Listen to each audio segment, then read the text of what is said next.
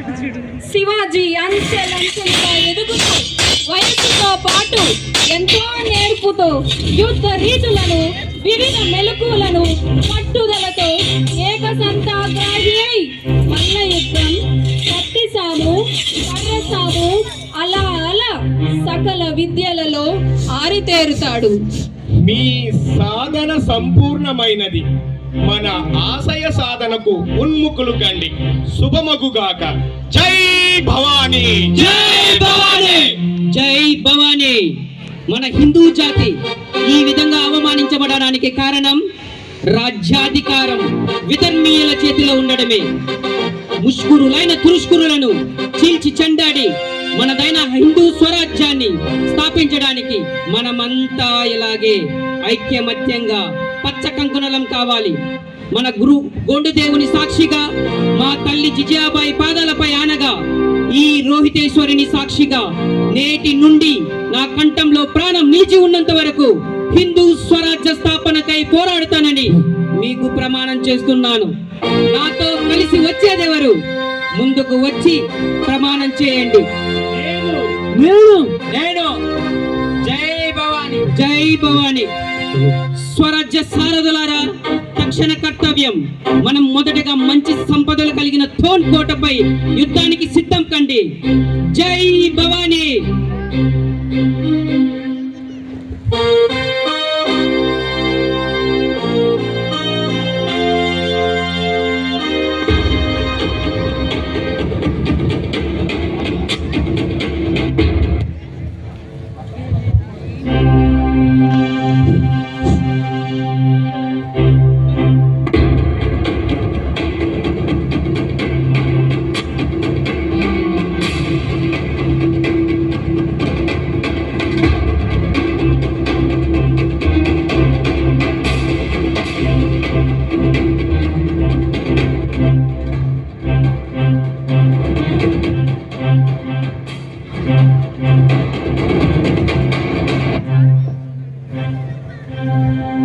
జై భవానీ, జై భవానీ. 16 ఏళ్ల వయసులో శివాజీ ధైర్యాన్ని ఎంచుకున్నాడు. అజేయమని అనుకున్న మొఘల్ శక్తికి తోర్నకోట గెలుపే సమాధానం. ఇది ఒక కోట గెలుపు మాత్రమే కాదు, స్వరాజ్యానికి తొలి అడుగు. ఈ రోజే చరిత్ర మారింది. అలా మొట్టమొదటి విజయంతో యుద్ధంలో శత్రువులను ఓడించి స్వరాజ్య గౌరవాన్ని పెంచి విజయ ధ్వజంతో గురువు తల్లి జిజాబాయిలతో కలిసి సభలోకి ప్రవేశిస్తున్నాడు స్వరాజ్య వీరుడు శివాజీ. తన పరివారాన్ని ఉద్దేశించి మాట్లాడుతూ, ఓ హైందవ ధర్మ పరిరక్షణాధ్యక్షులైన స్వరాజ్య సారథులారా, నవ్య నాయకులారా, ప్రజలారా, తుల్జా భవానీ మాత రోహితేశ్వరుల కరుణ కటాక్ష వీక్షణాలతో మన హిందూ స్వరాజ్యం ఏర్పాటు ప్రారంభమైనదని మీకు తెలుసు. మీ అందరి సహకారంతో తోంటుక్కం మనకు స్వాధీనమైంది. తోంటుక్కంలో అమ్మవారు ప్రసాదించిన నిధులతో మరంభవాదేవి పర్వతంపై శత్రు దుర్భేద్యమైన రాయఘట్ కోటను నిర్మాణం చేయడం జరిగింది. ఈ నాటి నుండి మనది స్వతంత్ర మరాఠా రాజ్యం, అదే హిందూ స్వరాజ్యం. హర హర మహాదేవ్, హర హర మహాదేవ్. మిత్రమా, ఈ మొదటి విజయాన్ని ఆనందోత్సాహాలతో వేడుక చేసుకుందాం. అలాగే చేసుకుందాం మిత్రమా.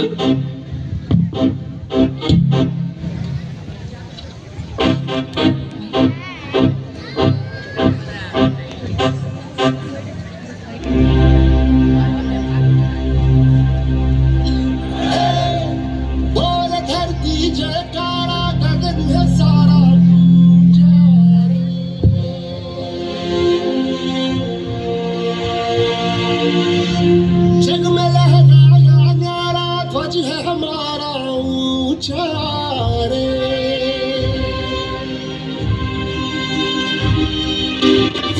हम वो योद्धा वो निडर, हम जो भी दिशा में जाए, सारे पथ चरण छुए और पर्वत शीस नवाए।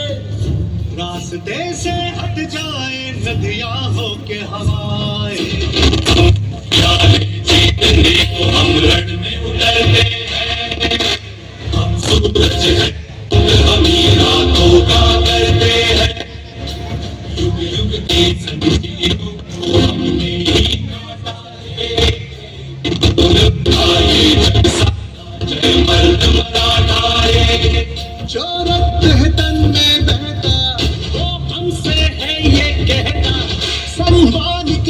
ले जान भी दे तो नहीं है काटा रे।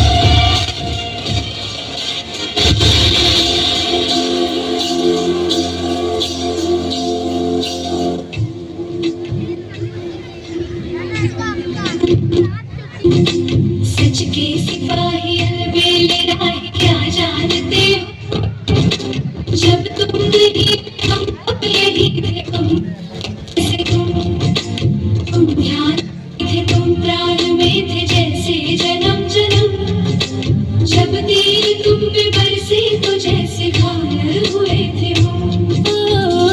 देखो तो मुझसे कह के मैं जान दे दूं तुम पे, क्या तुम नहीं जानते, दुविधा के आगे जब नारी जागे हिम्मत से काम ले, चूड़ी उतारे कंगन उतारे तलवार थाम ले।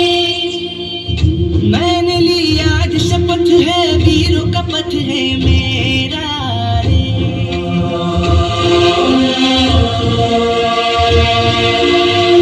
लक्ष्य अपना जो बना लूं वहीं पे डालू डेरा रे।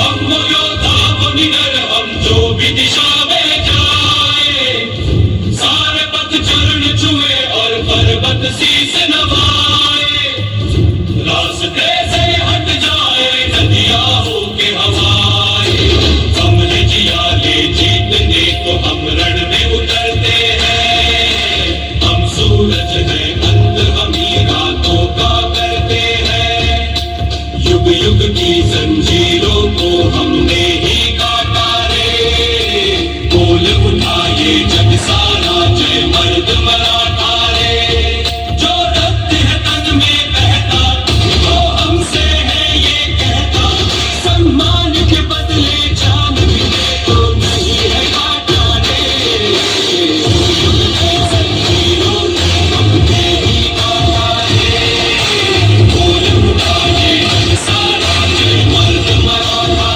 रे, युग युग की जंजीरों को हमने ही काटा रे, बोल उठाए जग सारा जय मर्द मराठा रे।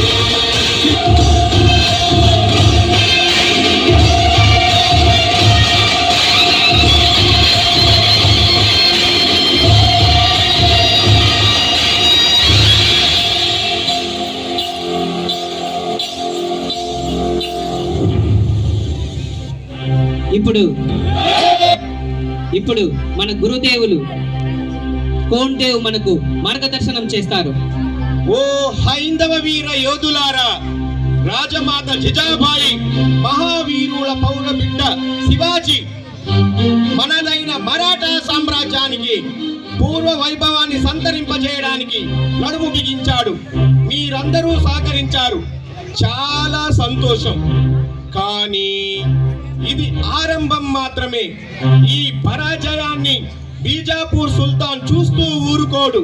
కావున మనం ప్రతిక్షణం అప్రమత్తంగా ఉండాలి.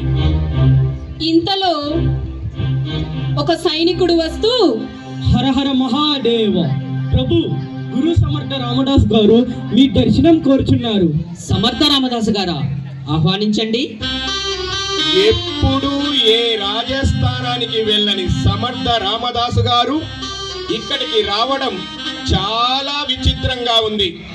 వారిని సాక్షాత్తు ఆంజనేయ స్వరూపులుగా భక్తులు భావిస్తారు. వారు హైందవ జాతిని జాగృతపరచడానికి తాను వెళ్ళిన ప్రతి గ్రామంలోనూ ఒక ఆంజనేయ స్వామి దేవాలయం, ఒక వ్యాయామశాలను ప్రతిష్ఠించి భారత జాతిని బలోపేతం చేయడానికి ప్రయత్నిస్తున్న గొప్ప మహనీయుడు, గొప్ప ఆధ్యాత్మికవేత్తయే కాదు, యుద్ధ తంత్రాలు నేర్చిన రాజనీతిజ్ఞుడు కూడా. అయితే నేనే ఎదురు వెళ్ళి తోడ్కొని వస్తాను. రామదాసును శివాజీ ఎదురు వెళ్ళి సాదరంగా ఆహ్వానిస్తాడు.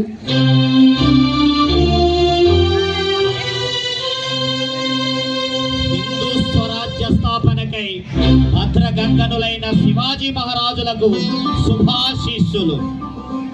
నిన్ను ఈ విధంగా తీర్చిదిద్దిన మీ తల్లి జిజాబాయి గారికి, మీ గురుదేవులు కోండదేవ్ గారికి శిరస్సు వంచి నమస్కరిస్తున్నా. మీతో ఏకాంతముగా మాట్లాడాలి. అలాగే హర హర మహాదేవ, హర హర మహాదేవ.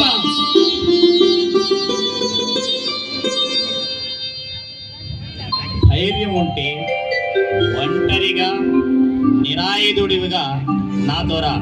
అలాగే పదండి. అలా ఏకాంతముగా శివాజీ రామదాసును కలుసుకుంటాడు. జై రఘువీర సమర్థ్. శివాజీ రామదాసుకు వందనం సమర్పిస్తాడు.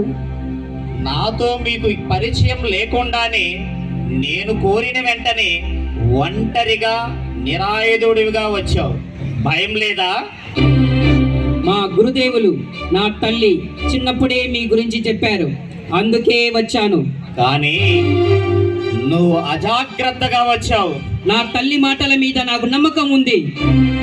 తల్లిని గురువుని నమ్మని వాడు నరకానికి పోతాడు. నమ్మవలసిందే. కానీ నమ్మకం వేరు, జాగ్రత్త వేరు. జాగ్రత్త భయం నాస్తి. ఎవరు చెప్పినా ఏం చెప్పినా నీ జాగ్రత్తలో నువ్వు ఉండాలి.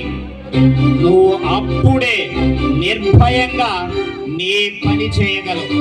ఈసారి నుంచి అలాగే ఉంటాను. ఇప్పుడు నీ మీద నేను దాడి చేయబోతున్నాను. మీరు ఆ పని చేయలేరు. కారణం, నేను హిందూ స్వరాజ్య స్థాపన కోసం పోరాడుతున్న వ్యక్తిని. మీరు హైందవ జాతిని బలోపేతం చేయడానికి గ్రామ గ్రామాన మారుతి వ్యాయామశాలను స్థాపించి జాతిని బలోపేతం చేస్తున్న ఆధ్యాత్మిక గురువులు. అందుకే మీరు ఆ పని చేయలేరు. వెర్రివాడ. ఎంతటి వ్యక్తి అయినా ప్రలోభానికో బలహీనతకో లొంగిపోయే ప్రమాదం ఎప్పుడూ ఉంటుంది. మనము నమ్మిన వాళ్ళే మనల్ని మోసం చేస్తారు. నమ్మని వాళ్ళతో మనం జాగ్రత్తగానే ఉంటాం. కాబట్టి వాళ్ళతో మనకు ప్రమాదం ఉండదు. ఈ దేశంలో హిందూ రాజులందరూ తమ తమ రాజ్యం పరాయి మతస్థులకు కోల్పోవడానికి కారణం పరాయి మతస్థుల పరాక్రమం కాదు, సొంత వ్యక్తుల నమ్మక ద్రోహం. అంటే జీవితంలో ఎవరిని నమ్మకూడదని మీ ఉద్దేశమా? కాదు, నమ్మకం లేని జీవితం దుర్భరమైపోతుంది. నమ్మకస్తుల వలన మాత్రమే మహత్తర కార్యాలు సాధించబడతాయి. కానీ ప్రతి నమ్మకానికి ఒక మితి ఉంది. 100 మంది నమ్మకస్తుల శ్రమ ఒక్క ద్రోహి కారణంగా నాశనమైపోతుంది. ఆ ద్రోహిని నేనే అనుకో. ఇప్పుడు నీ మీద 1000 మంది సైనికులతో దాడి చేస్తాననుకో, ఏం చేస్తా? వీరోచితంగా పోరాడి వీలైనంత మందిని చంపి వీర స్వర్గం అలంకరిస్తాను. తప్పు. సాటి హిందువు కాబట్టి మిమ్మల్ని కాపాడడానికి ప్రయత్నిస్తాను. ఇంకా తప్పు. మరేం చెయ్యాలి? పారిపోవాలి. పారిపోవాలా? పారిపోవాలి. తప్పించుకోవడానికి మార్గం అదే అయితే తప్పనిసరిగా పారిపోవాలి. వీలైతే ద్రోహం చేసిన నన్ను చంపి మరీ పారిపోవాలి. పారిపోవాలి. శత్రువులకు వెన్ను చూపి పారిపోవడం వీర లక్షణం కాదు కదా. అంతకంటే అవమానం ఏముంటుంది? శ్రీకృష్ణుడు వీరుడే కదా. ఖచ్చితంగా. మరి జరాసంధుడి పక్షాన కాలయవనుడు యుద్ధానికి వచ్చినప్పుడు ఎందుకు పారిపోయాడు? వీరధర్మం తెలియకనా? కాదు, అన్ని వరాలు పొందిన వాడిని అక్కడ చంపుట సాధ్యం కాదు గనుక వాడు చచ్చే ప్రదేశానికి తీసుకువెళ్ళడానికి